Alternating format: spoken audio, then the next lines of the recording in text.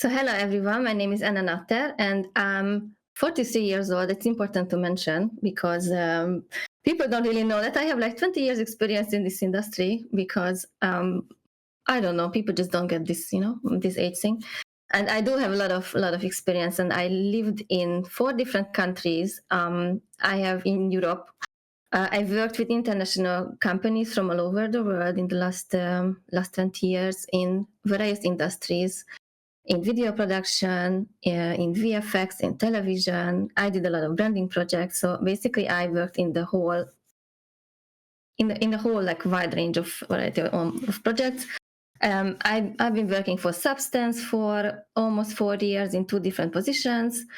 And so I have a lot to share. And on top of all of this, I'm a mom. So I have twin girls and they are 11 years old.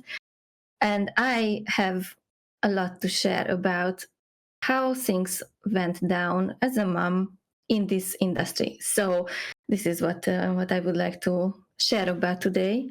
And I thought that I will just play you one of my reels. I will try to share my screen. I hope it will happen. Okay. So this is what I wanted to show you guys.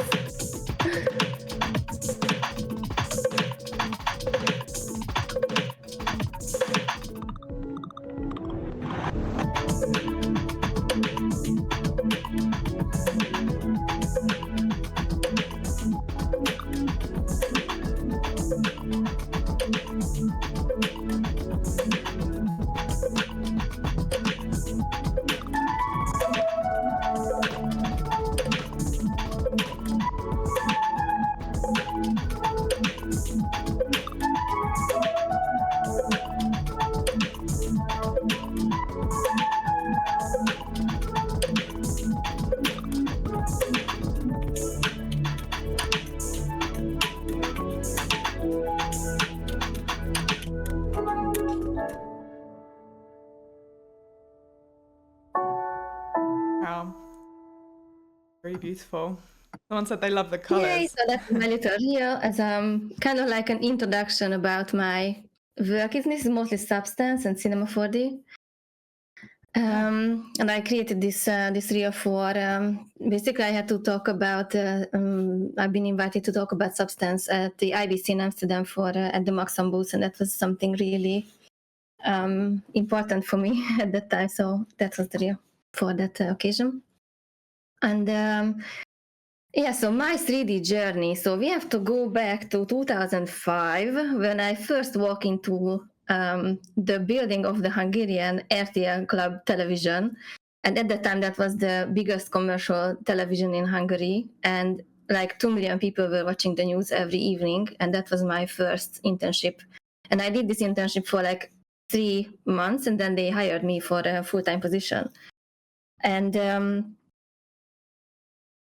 what I wanted to talk about is that when you're in university, and university is a gentle environment, okay? So you can fail safely. So you can always go back and you can do it again. And that is just, that is a whole different experience when then you go out in real life, the life with big letters. And then when you start working and all of a sudden you just cannot fail anymore in a way that you could before. So that is like a big difference. And my first job was an extremely stressful job. So we had 2 deadlines every day. The news started at 12 o'clock, and then at 6 o'clock, the 1 hour long news began every day. And basically, it started at I think it was 6:30 or 6, one of these two. It was like a long time ago, and so basically, we had to control the live studio as well and create all the graphics, all the animations, everything. So that was a 3D work. And I used Vizarti for the first 9 years of my career. And so Vizarti is like a real-time rendering software. And it's basically like a whole system. And many TV channels in the world use Vizarti. It's very, very big. But you cannot really get this training out. With a pause.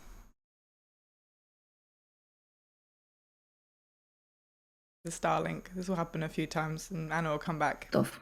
Oh, you paused for a second. Yeah, sorry. Yeah, there you go. Yeah, I'm back. I'm back. I stopped talking. Cool. Oh, you finished. Okay, cool. Yeah. So that was so basically that was very stressful because we had to deliver all these graphics. Yeah, and the fact that it was live, did that make it more stressful? That everything had to be like Yes, perfect. absolutely. And there was no option not to finish the tasks. And that was like a whole difference, and it gave me like a crazy training about basically how to stick to deadlines and how to work really, really fast and how to keep in mind like a huge inventory of assets. So that was a really useful training for me at the beginning. And after that, I basically left this job because I became a mom. And this is the first time when I realized that, okay, if I decide to have children, I won't be able to do this job anymore because we had long days and long hours. And it was just almost impossible to do this job with small children. So I knew that I cannot go back.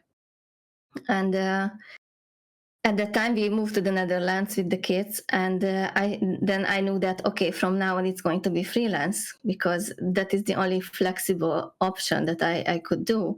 And I've been a stay-at-home mom for two years with my kids, and then I started to freelance, and that was like a whole career shift, I would say, because with freelance came the random working hours.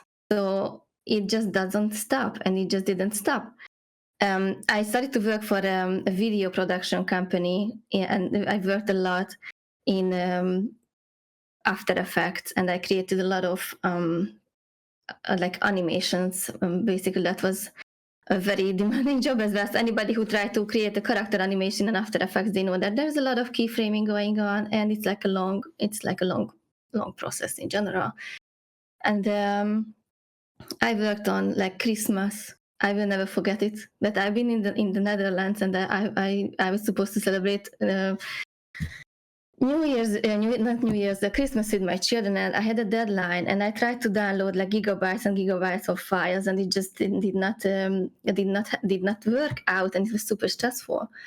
So I have to say that having like a full-time job is also stressful in a way, but like freelancing is like a whole different level, and you have to have like a lot of discipline to stick to your schedule and like draw a line so that what are the things that you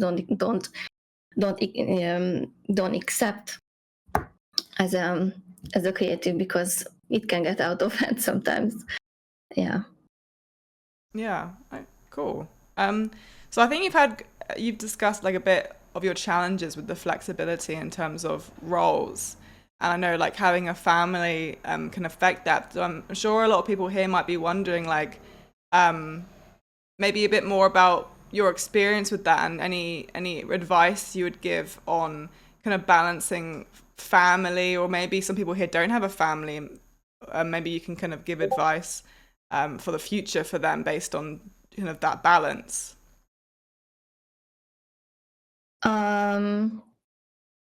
Yeah, so basically I think that you just have to have like a certain I would say like discipline in a way, and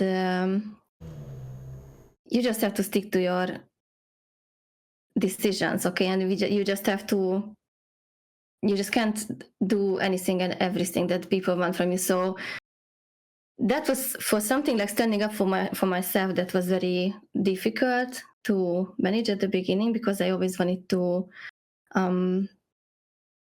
like I've been always like an overachiever, and I always wanted to do the maximum and do my best and everything. But sometimes you have to be able to like just take a step back and like reevaluate these things. And for example, for me, that was a very important thing, that I had to be like honest with myself about certain things. Like what are the things that I really don't want to do in a job. And for example, people don't really know, but I have like extreme stage fever. So whenever I have to talk in public, that is very stressful for me for some reason. I know the reason, I don't really want to say, but like it's from my childhood. But like I just realized that for me doing that is like really it's too stressful. So I decided that I'm not going to do that. And people were wondering like what happened 2 years ago, and why I took a step back from like, for example, my YouTube channel, and in a way, and why I changed things, and like end of the last year, I also kind of had to take a step back from that because I just could not manage everything, and I don't really feel that good about it. I want to return to like creation for my community. I would like to return to that, but like it's just not possible to do everything all the time that you would like to do, and that's okay. So yeah, basically that's what I think about it. Yeah. Okay, cool. If anyone has any questions, by the way, about balancing kind of family time and what your kind of future would look like with your career and that, like, ask questions. This is not time to ask questions. But like, have you? I think it sounds like you've had some situations where you've had to choose between your career growth and your personal life. Like, is that, yeah? Kind of how do you kind of overcome that? Like, do you have any kind of insight of like how to kind of manage those two things? Maybe like what do you prioritize and how do you kind of prioritize things? Yeah. Well, the thing is that when the children are little, it's really difficult because they are. It also applies to single fathers or somebody who is like a single provider for a family. That children come with a lot of tasks. So that is something that people don't really know before they decide to have children. That your task list will grow to from 0 to 100, and those things nobody else can do. So you literally have to do these things. You have to brush their teeth, brush their hair, like everything that you have to do like all day long. And on the top of that, like to work like a full-time job, it's extremely demanding. It's impossible, basically. You cannot do everything and 100%, and something will always suffer. The only thing that you have to find is that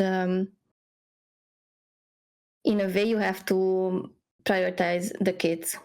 Yeah. And it's extremely important that the children cannot suffer from this. And I kind of feel guilty about this because I've been working a lot always. And I try to do it when they were sleeping. I try to do it when they were doing something else or they were with a family member.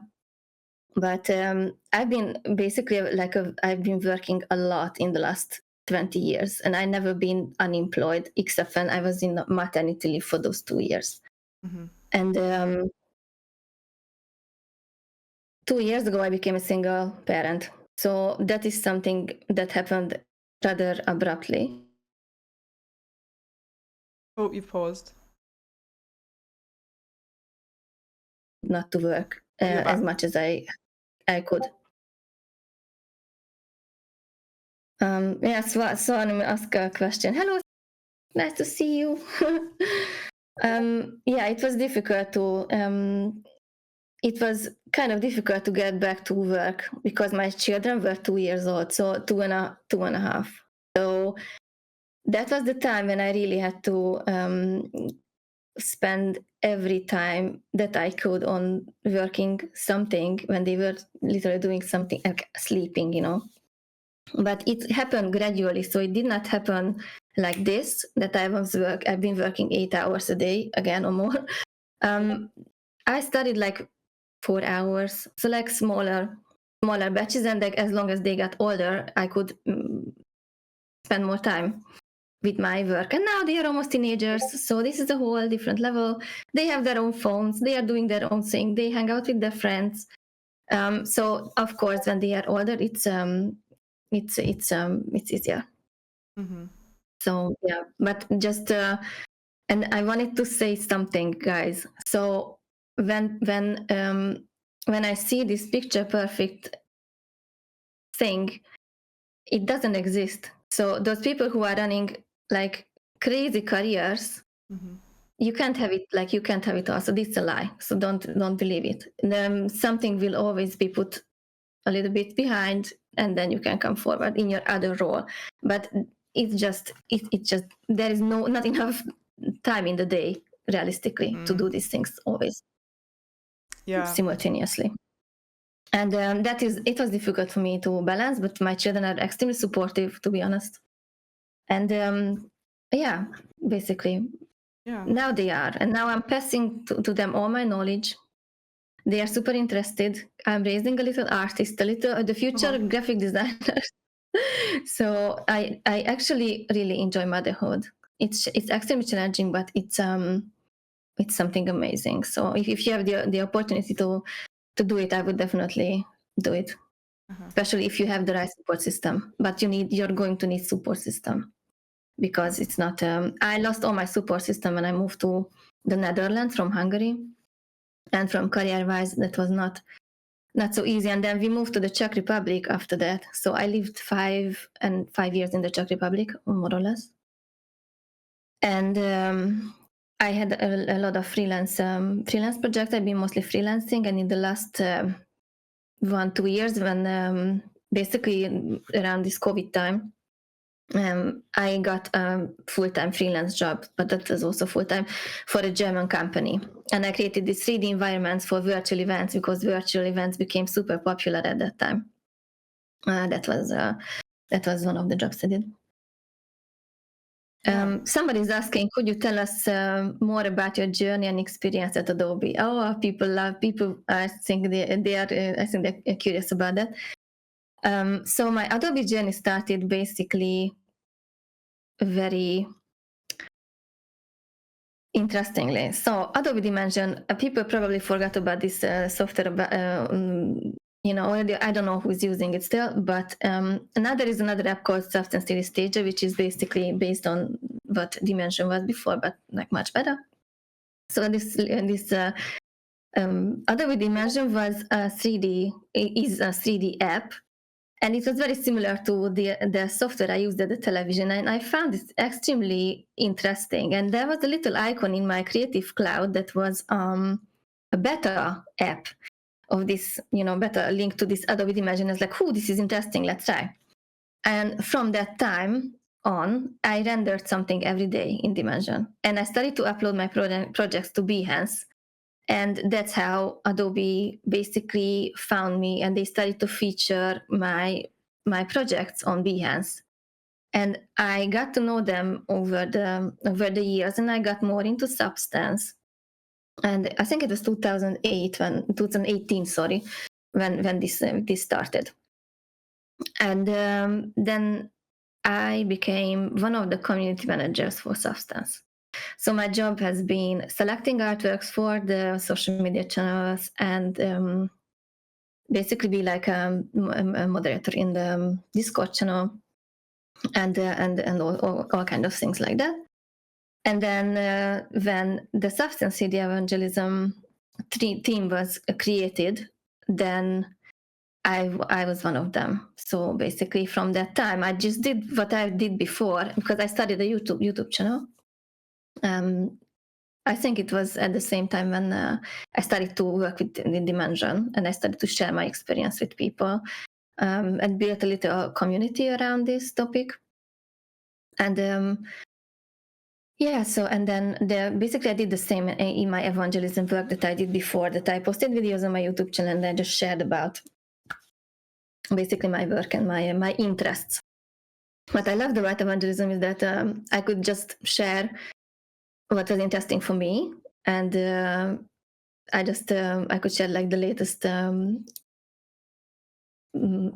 developments of all the apps, and it was just super interesting for me. And talking about the girls, the girls in the CD department at Adobe, I love them, like amazing people. They are super girls, you know. Mm-hmm. In when we talk about TikTok terms, they are real girls. And that was a very nurturing environment. So I really enjoyed. Working with them. I had amazing colleagues, and that was the best time. And it was very great because I was also doing it. It was very flexible, Mm-hmm. except my meetings were in the afternoon. So working with American people, like who are in different time zone from us, because I'm in Germany, that was a bit more difficult because meetings were in the afternoon, and that time my children were at home. So that was also very, very interesting to balance. But there was a lot of flexibility, and that was great for me at that time. Mm-hmm. So that Yeah. was how it happened with Adobe. Yeah, cool. Thank you. So kind of talking about kind of you said there were a lot of girls, you know, there, and you had a really great environment. And you told me when we met that you have been a strong advocate for women in the 3D space and kind of kind of helped others and kind of created a community. So would you mind telling us a bit about that, like what you've kind of done over the time, or and how you've kind of made that space? Mm-hmm. Yeah, so basically, when I've been working at the TV, we have to go back in time a little bit. Sometimes it happened that I've been the only girl at the table, and there were like 12, 14 men. So because in the tech department, how can I say that? Everybody is sound technicians, like everybody. There were no other girls, and also not in the other graphic design departments in the whole building. So I was basically the only girl in the graphic design part at that time in the CD department. So I always felt like a little bit like that I did not really have anyone to talk to about this experience. Like, how is it that you just always have to be, you have to kind of work for it so that they take you seriously. Mm-hmm. That's how I felt. And I actually did anything. And I just worked so hard for everything because I just wanted to prove myself in that environment. I just felt like I have to do that. And I know people were very sad when I left. So I remember reporters always came to me. They always wanted to work with me. Like I was really happy at that job actually. And then I think this shifted over in the last 20 years. There is so much more representation. So like there are more and more of female voices in this space. And for example, when Blake Catherine, she got really famous, and I was so happy, like, oh, finally somebody who is like, get the recognition.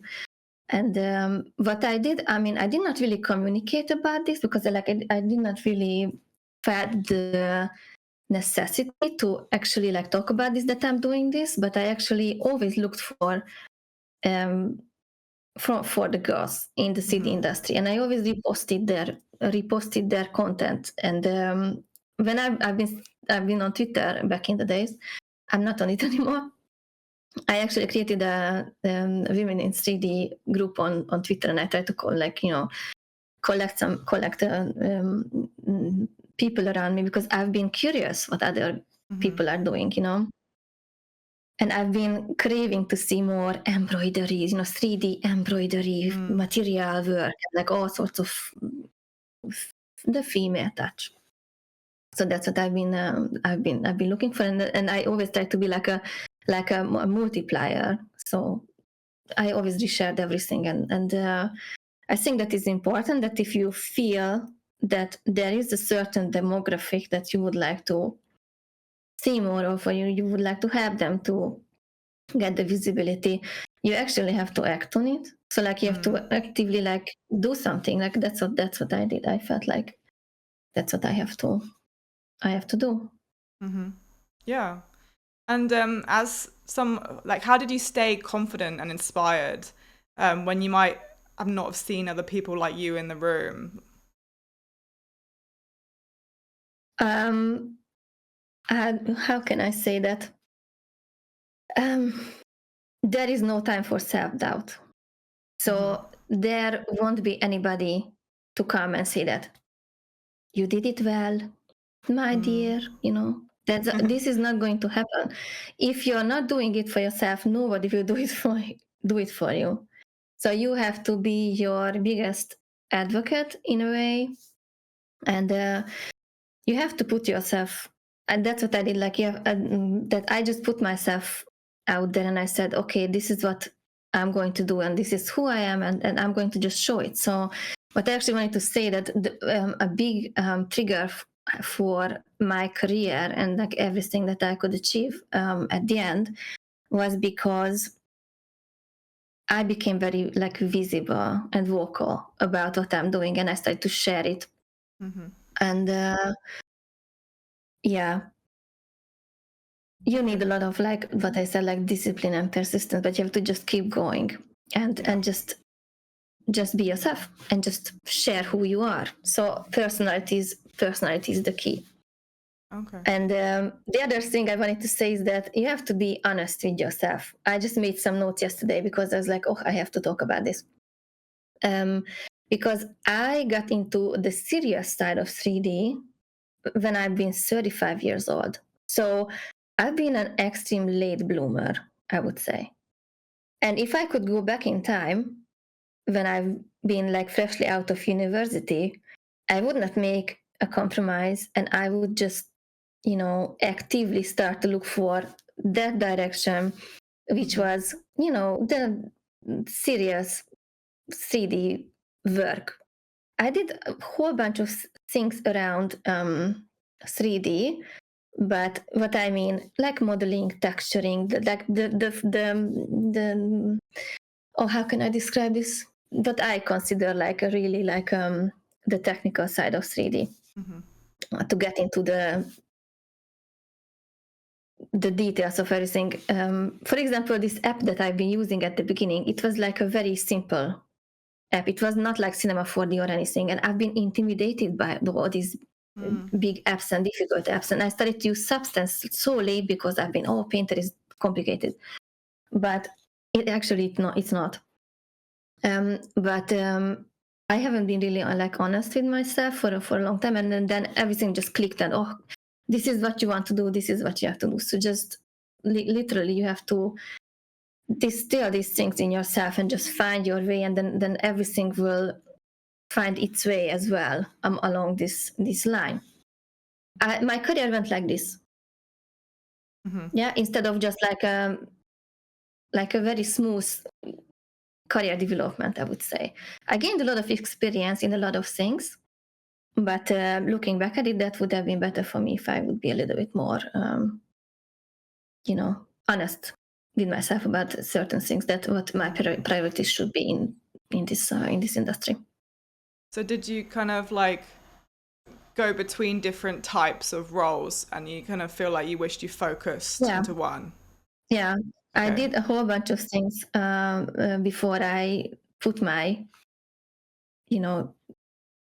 finger down that, okay, now this is it, and we are not learning anything else, and this is where we are going. Yeah. And that was very, very late in my career. Yeah. Okay. So it sounds like the advice you'd give to someone who is maybe still at school or early in their career is to be confident, try and focus on something that they want to do if they can, and to delve into the technical stuff, and don't be scared of the technical stuff, and really learn the skills. Yeah. Yes. Yeah. So if you want to pick a role, you just go for it, even if it seems to be something difficult to do. For example, a CD generalist. If you want to be like a CD generalist, it will be difficult, but you can do it. And that is something I've been so so afraid of. And maybe I should show the second reel that I have with the work that I'm doing nowadays, which is like, I love to see, kind of technical, we can say. It's really cool work. Yeah, and just let me show you guys what I'm doing nowadays.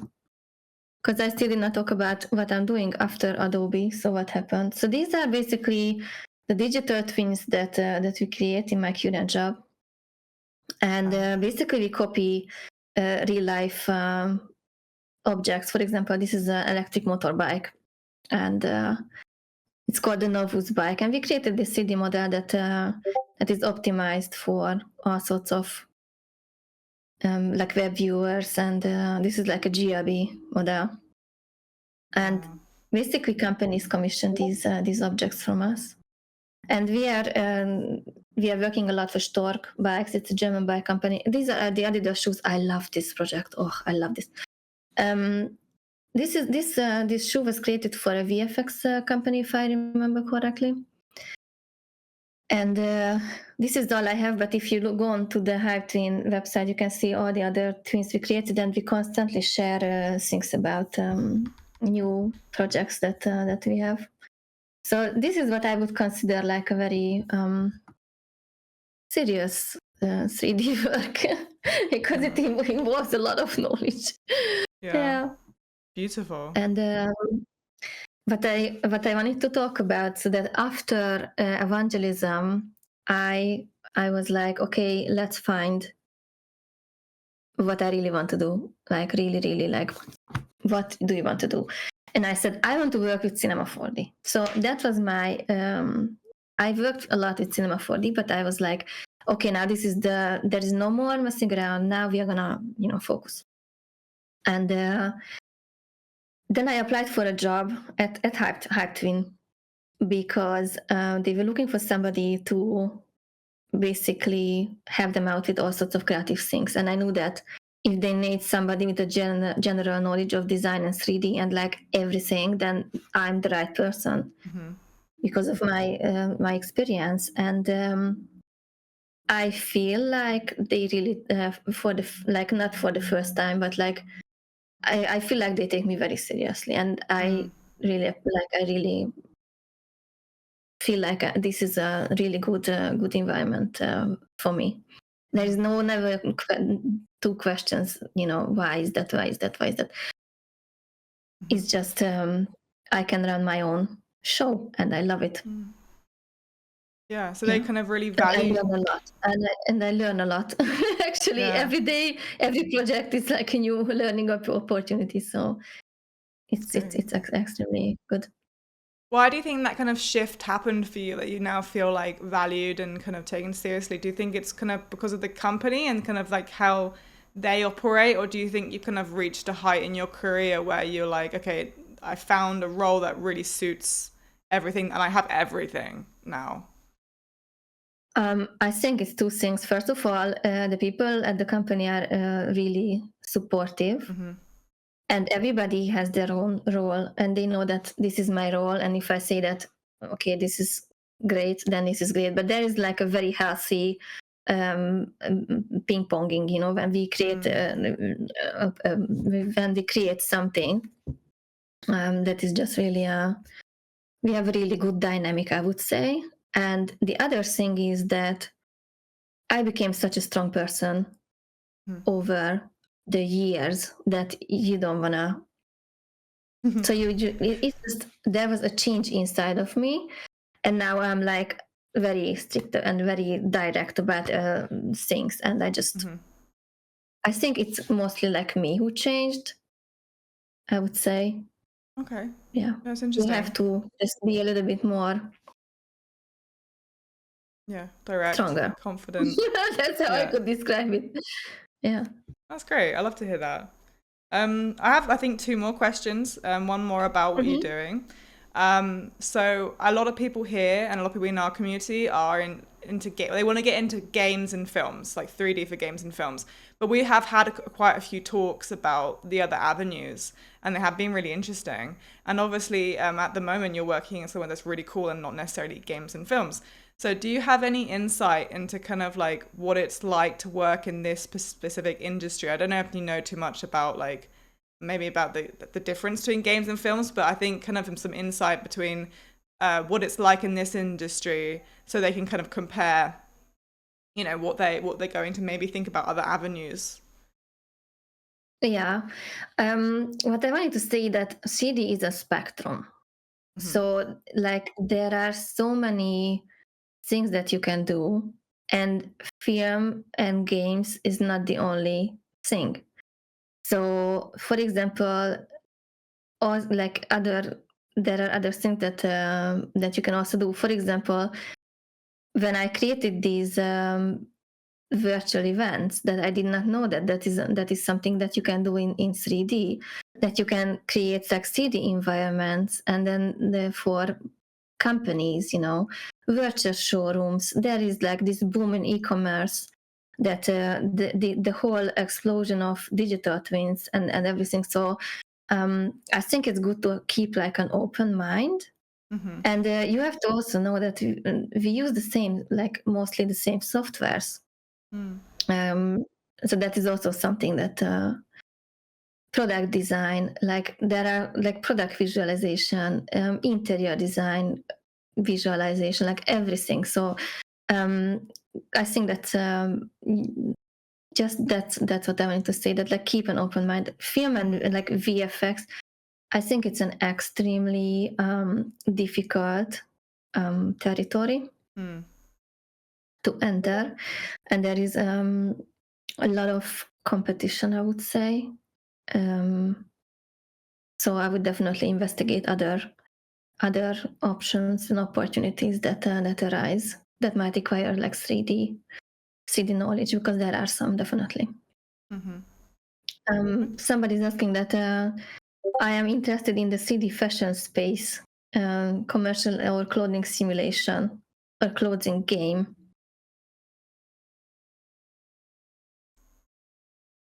Oh, I lost you.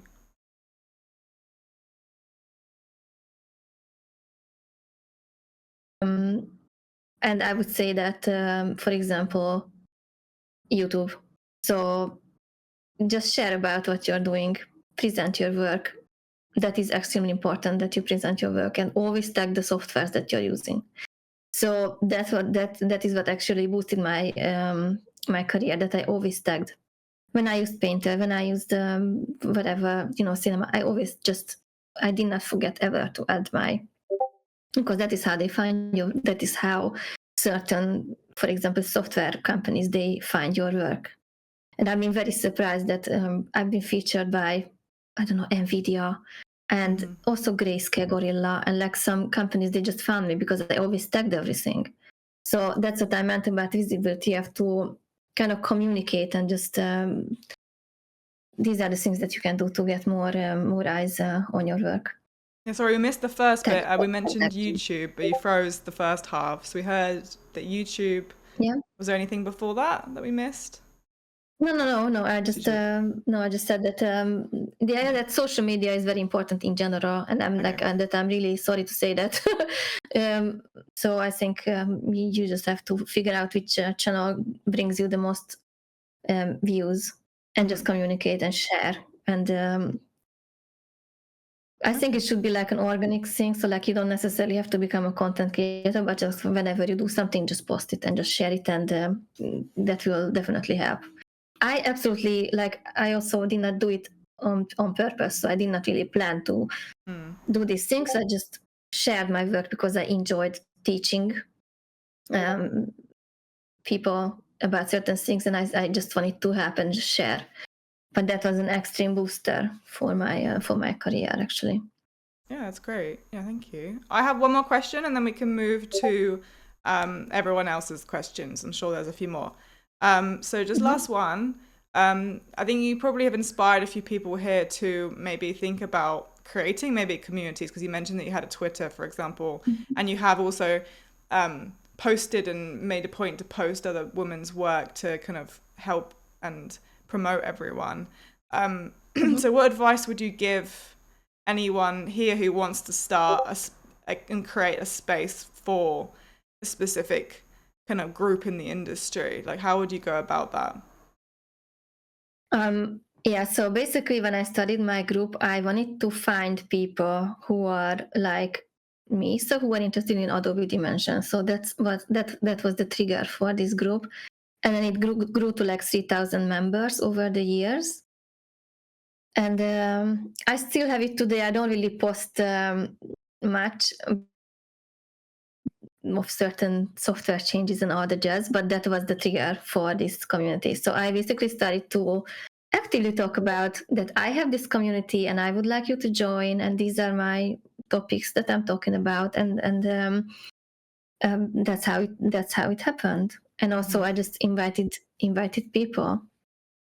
And that is how I did it. But and also I shared a lot of free content.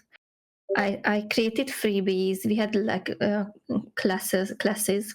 Every once in a while we came up with projects, and some other creators also joined my group, and they also created lessons and freebies. And then it was just like a very, very bubbly little environment. Yeah. So I really, really enjoyed that time. That's lovely. And I I would like to get back to this when I will have more time. So I mean, yeah, I will come back definitely. Yeah, To let my us know. channel, for example, because I just did not have time to post too much to create new tutorials. But yeah, because I'm also learning, so this is a never-ending learning curve. So you in this industry, you're like a doctor. You just cannot stop learning. Yeah. Yeah, cool. Well, thank you. Let us know if you do any more, because I'm sure a lot of people here would love to see your tutorials and learn from you and get involved in anything. I think someone had a question. Are there any 3D woman communities you can direct us to? I don't think that I am actually a part of any at the moment. I have to check. I know that I had this Twitter group, and I think there were other spaces, but I deleted my Twitter, so I don't really have it. But that would be actually great to make one. So that is not a bad idea. Or if you know that there is one, just you can ping me in, because maybe I just forgot about it. But I would be really glad to do that. And I think this would be like a really great thing to do. Cool. Thank you. Anyone else have any other questions? Now's the time to ask. It could be about anything. Could be about kind of balancing family life, like we talked about. It could be kind of being confident in the industry. Could be about Anna's work and her experience, or anything that you want to know. But was there anything else that you wanted to share, Anna? Actually, I got 2 questions yesterday. And that I think maybe we spoke about this, but the question was that what inspired me to take the post at Hype Twin after I've been working for Adobe. And I think I actually answered this question, but I just wanted to get back to it one more time. That basically some people were meant to be presenters, and they love the stage, and they always like to be put out there. But I'm not that type of person.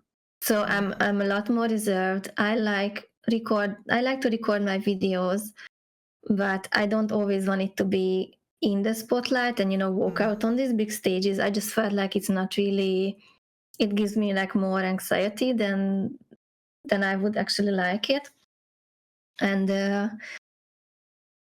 I feel like sometimes it's okay just to turn inside and just find in yourself those things that you really really want to do. So that's why I decided that I want to learn more. I want to do some different things, and that's why I chose this job, because I thought that this would give me the opportunity to learn more and just expand my knowledge in different areas.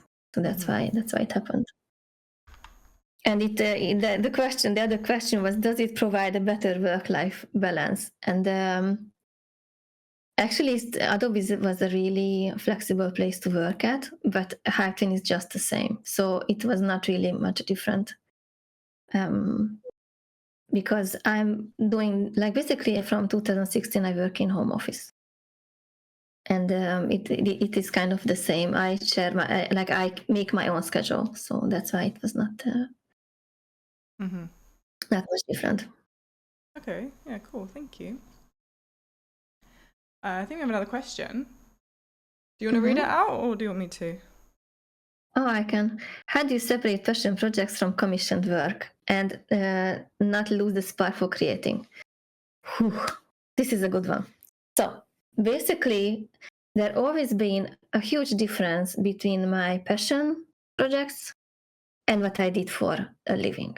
So many of the things that you can see on my Behance, for example, like from a few years ago, they were like my passion projects. There was a lot of freedom. That was my outlet. But I had a lot of different projects that was more like, the chopping wood type of project that you just do for money. So these things were absolutely different. And I think it's very important that I could express myself in my personal projects. So my work projects did not completely kill me. And after a while, it's really great because my creative projects became also my work projects. So I did not have to, sometimes when I've been working at Adobe, like my passion projects were my work projects. So that was a merge. But there was a time when it was very, very much different. So, yeah. And how not to lose the spark for creating. Sometimes it's okay to take a pause. That's what I would like to say. So it's okay to take a break from creating fashion projects, and it's not a bad thing. I always thought that, oh my God, I have to do more and more and more and more, and just always produce something. But sometimes it's okay to take a break and just, I don't know. What I do a lot. I browse a lot of design. Other people were watching like TV in the evening. I was always on Behance, and I've been always watching and the art station. So I think that's also okay. And also it helps you give you like your spark back, because you will definitely see something that is like that's gonna trigger your creativity. So that's how it goes. Oh, we have more questions. How often do you think someone should relearn a program? Some updates completely change. And what is it to keep up to date? Okay, so you have to follow the social media channels of these people, of these softwares. That's how you keep up to date. So you always have to read the release notes. I always, that I'm still doing that today. I don't work at Substance, for example, but like I always check what they are up to, because there's always like a new update. And I follow the people who are the evangelists of a certain app. For example, Maxon also have their own people who are sharing a lot of content, a lot of teachers. And I would suggest that follow these people. They always share what's going on.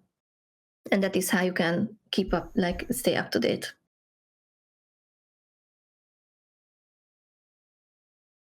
Oh, we have one more. Is having a definite style a good route to go on, or is sporadic projects okay? Oh my God. I post a lot of experimental projects. Like I post anything and everything that I create. And